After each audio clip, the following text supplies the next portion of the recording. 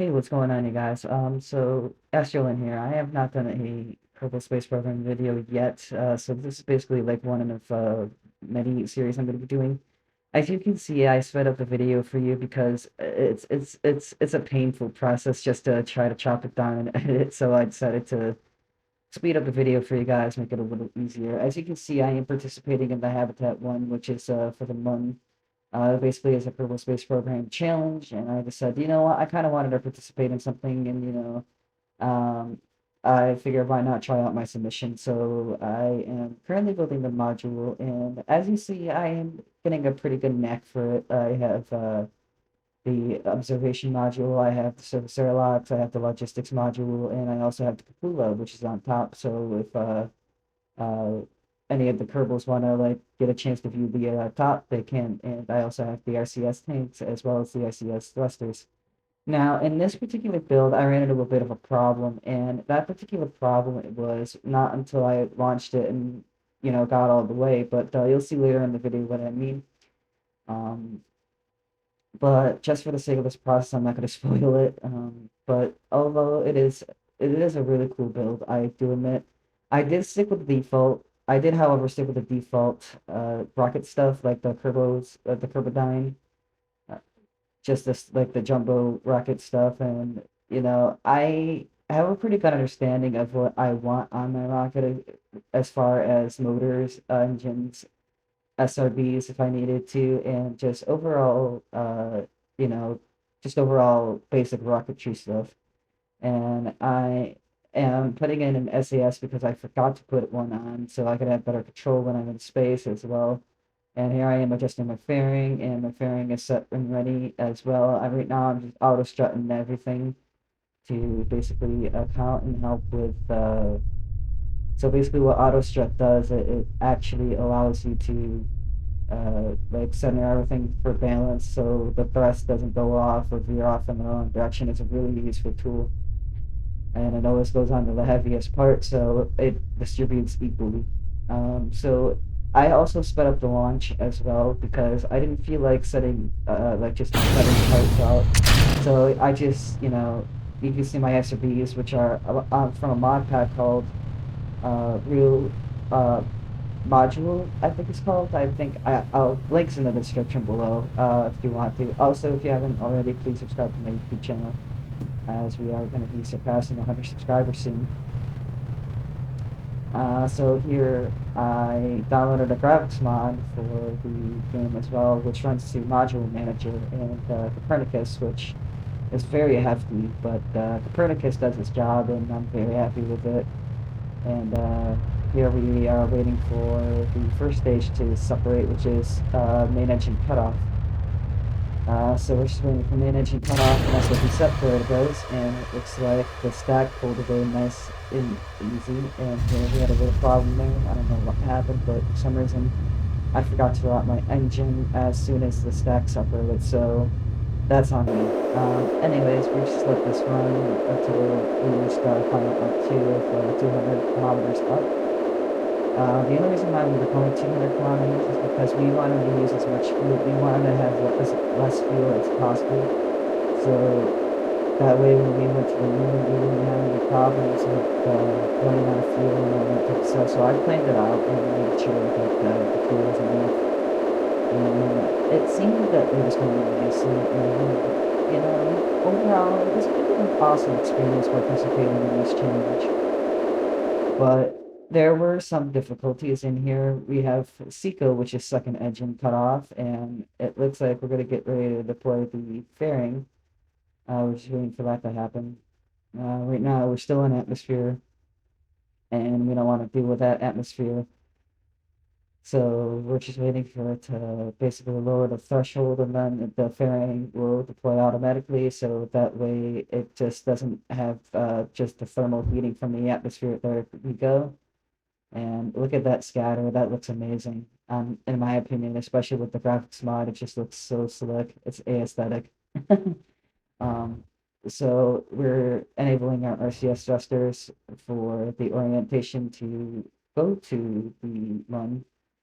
So yeah, nothing really interesting there, but so As you can see, I checked the map to see if where the space station was relative to our position.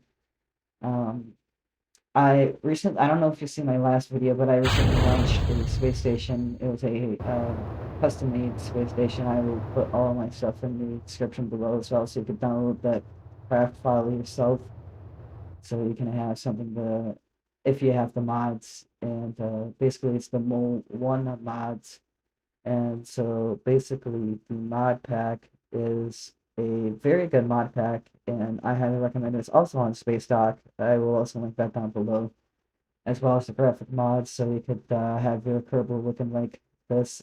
And we are just waiting to get into the orbit for the launch trajectory. And after we get done with the gravity turn, we're gonna do MLI, or monolunar insertion.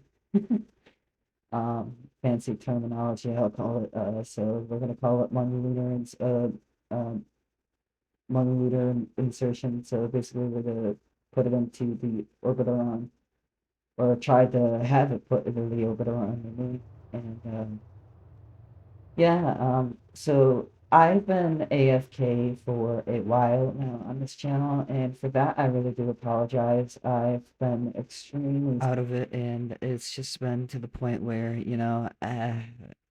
it's, you know, I do my best, but I've been feeling off more, just trying to um take care of myself, and trying to do more with content. So it was like just trying to do content and then trying to take care of myself at the exact same time. It just overwhelms me, and yeah, it gets like that sometimes. And well, that's just a factor of life. So for here, we just sped up to the lunar injection, and so basically what we did is just we were speeding up this footage because, like I said earlier in the video, it's difficult to chop everything into specific segments and just have the overall process be harder than it should be, and it just makes me less motivated to do it. So yeah, right now we are doing the burn for to get into the moon lunar orbit. So I have a pretty good feeling about this mission already so far, although I didn't want to get my hopes up. I've learned to trust my gut when it comes to getting my hopes up on this game, because I've had several missions fail, either due to some problem with guidance, thrusters, solar panels, RCS. The list goes on and on. It just goes on to the point where I'll just like list them, like, for the problems that I've been having in the past with the launches. So we're just speeding up the. As you can see, we're just getting close to the moon, and so far everything seems to be going good. I mean, you know, considering that I was able to plot a course relatively quick to get to the moon in general, just shows how easy MechJeb is.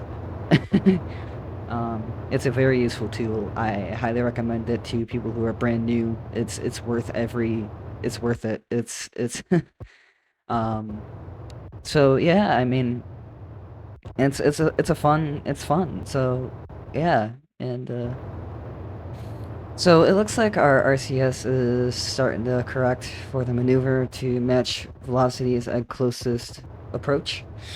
So basically, we have to wait 3 more hours, I believe. I'm not entirely sure, but that's just Kerbal time. IRL will be like 10 hours, 10, 12 hours at most. But yeah, it's getting there, and we're just speeding time up right now because it's just such a process to deal with that. Plus, we have to keep an eye on the. We have to make sure that our blue line does not intersect into the moon, because that would mean we would be crashing into it. So And the best thing about this is that there are no Kerbals on board, so I will not be harming any Kerbals. Disclaimer in the video, no Kerbals were harmed in the making of this video. And as you see, it looks like that the blue line intersects with the moon, so it looks like we have to do another mid-course correction burn, which will use up a little bit more delta V than usual, so we're just doing it manually. So we're just planning it out, figuring out the best approach, because it seems like it's already good, but it's just not quite there, so um, like I said, everything I've been using has up until this point has all been default, like the whole rocket stuff and everything, and it's a load of fun just doing it default. So it looks like it's still aligned with the moon, so we're gonna go ahead and do another mid-course correction burn. So it looks like the engine's gonna kick in soon. We're just waiting for that. There it goes. Alright, so it's turning to the right, which is odd. I'm wondering if it's trying to. It looks like it's aligned. There we go. Okay, I see a PE. Okay, there we go. So my ideal orbit would be about 100 to 100 kilometer orbit, but you know, it it could vary depending on you know factors and eccentricity and all that stuff. So it's a process. So we're gonna get right into the process of going into the parapsis and then slowing down for the deorbit or the orbit final orbit burn. So yeah, I am having difficulty speaking. So we're just gonna speed it up, and I will see you soon. And we are now at the far side of the moon. We are going to be doing another burn, which will put us in a parking orbit around the moon. So we are just aligning our RCS thrusters to orient for the deceleration to put into the orbit. And we're just gonna fast forward here, and yeah, it's going good so far, but um, yeah, there we go, and it looks like we're genuinely getting into a good parking orbit of 100 to 105. I'd say, but it looks like yeah, it's a tight orbit.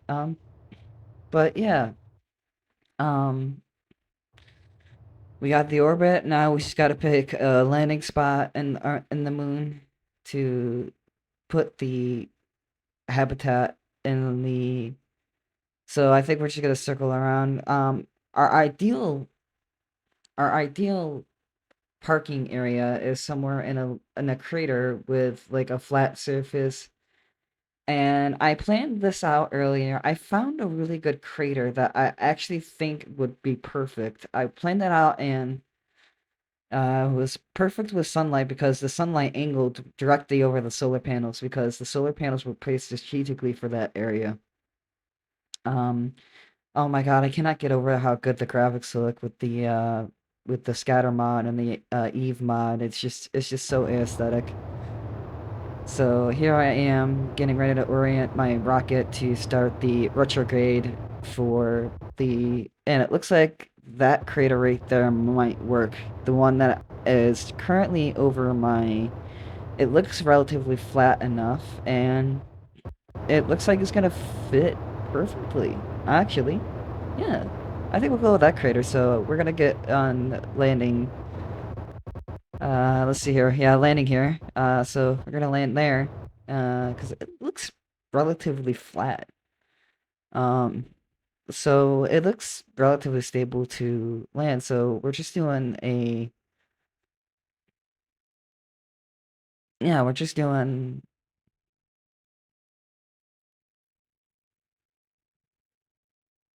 So we are just time warping here because, just doing it in real time is just a pain in the ass. So, yeah, I've been planning this for a while. I've been wanting to do a video on like some sort of habitat project, and I finally got around to it. And Now it looks like our rocket is finally getting ready. We're just waiting for the burn to execute, and I'm not sure when that's gonna be, but sometimes the burn just happens randomly. So you gotta prepare for when it starts decelerating, because it'll just throw a surprise at you. So yeah, it looks like it's gonna happen soon. Oh, there it goes. Yep, there we go. So right now it's doing another mid-course correction to align with that crater, which is awesome. The thing I like about the SAS guidance computer is that it does all of the corrections for you, especially with MechJeb, and MechJeb does wonders with landing your spacecraft in the Mun after building it, and then Duna, Jewel, Moho, Eve, Drea, all of those planets. It's honestly a tool that I feel every Kerbal Kerbalist should have. The reason I say Kerbalist is the proper terminology to call someone who enjoys playing Kerbal Space Program. Oh my god, that glare is so amazing. Look at that. I just love the fact when the sunrise. Doesn't that look aesthetic? I had to take some screenshots here. Man, that's just perfect right there. And if you want to follow my Kerbal blog for like screenshots and all that type of stuff to follow up with projects, I plan on releasing a photo dump once we reach 100 subscribers, and I'm gonna be posting my best photos on my new page that I'm going to be constructing hopefully soon to dedicated to this type of content that I do. That's going to be mainly for subscribers. So yeah, like I said, if you haven't subscribed to my YouTube channel, I highly recommend it. And we're going to be doing more Kerbal Space Program stuff. And yeah, it's going to be a lot of fun. So my RCS is going haywire. I have no clue why. I feel it's just, I don't know if it's a trait with MechJeb that it does that, unless it's trying to account for the deviation or the atmospheric drag, although there was no atmosphere. Oh, yeah, that's why. Okay. It was still trying to align with the crater. Okay, that makes sense. At least it didn't use the thruster, because that would have been bad. That genuinely would have been bad. So, I think we're gonna fast forward this to the landing.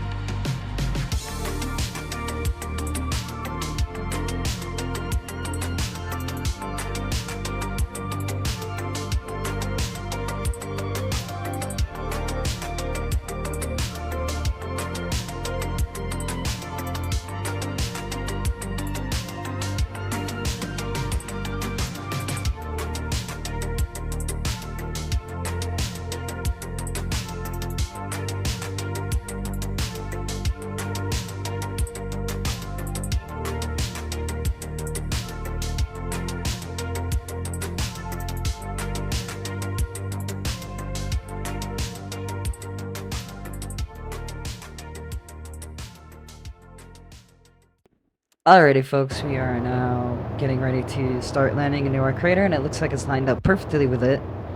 I'm genuinely happy with how MechJeb has performed so far, and just the entire rocket performance, and from start to finish. I hope we have a really good landing. I'm debating a 50-50. I'm not gonna take my chances here and calling it a success until it happens, because I don't like to get my hopes up when it comes to this type of stuff.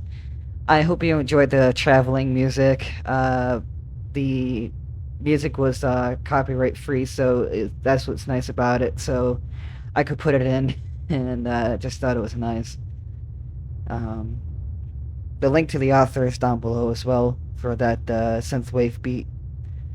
And as you can see, it looks like it's making final preparations, and it's still doing mid-course corrections, which is good because it means we're going to be nailing it pretty accurately. And as I predicted it, this crater is pretty flat. I'm pretty happy I chose this landing site. This landing site is definitely an ideal location, and yeah, um, yeah. I mean, the only reason why I packed parachutes was in case I had a issue with the first stage on takeoff, so the parachutes would deploy. And well, I was hoping for the RCS to basically do its thing because the RCS has enough thrust to do the landing. So I'm trying to figure out why my stack is not separating. Although I think that's a separate issue. I think it's got to be low on fuel. Uh, um, that was not supposed to happen. Um, uh, Houston, we have Kerbal, we have a problem.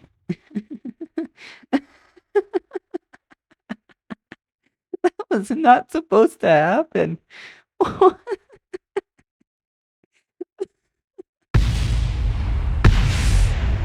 genuinely disappointed. See, this is why I don't get my hopes up. Well, that was interesting, folks. It appeared the stack separated her quite early. So the stack separated quite early, so there it is. Yeah. Um, that's just my main tank. Oh boy. It's oh man, we had a laugh. Well, I hope you guys enjoyed this podcast. If you did, please tune in the next week for the next episode where we're gonna be doing another challenge. I hope you guys have a great rest of your week, or just a great week in general, and I will see you guys on the flip side. Until then, make sure you stay subscribed and hit the bell notifications for the next video, which will be uploaded Monday. And thank you.